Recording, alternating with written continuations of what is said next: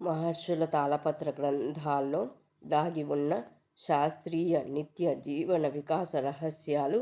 తాళపత్ర నిధి డే 34. వైతరణి నది ఎలా ఉంటుంది? 100 యోజనాల వెడల్పు ఉంటుంది. ఆ నదిలో నీరు ప్రవహించదు. రక్తము, చీము ప్రవహిస్తుంటాయి. మొసళ్ళు, పాములు పాపులను చిత్రవధ చేస్తాయి. అందు పాపులు మహాబాధలను నిరంతరము అనుభవిస్తూ మానవ జన్మలో చేసిన పాపాలను మననం చేసుకుంటూ ఆక్రందనలు చేస్తూనే ఉంటారు. వారి మొరల ఆలకించే దిక్కే ఉండదు.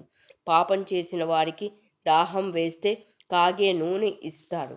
నరకంలో అనేక బాధలు పడిన తర్వాత కూడా మళ్ళీ మానవ జన్మలో అనేక రోగాలతో జీవితాన్ని గడపాల్సి వస్తుంది కూడా. అందుకే ధర్మంగా ఉండండి, ధర్మాన్ని కాపాడండి. ఆ ధర్మమే అన్ని విధాలుగా అన్ని సమయాల్లోనూ సదా కాపాడుతుంది.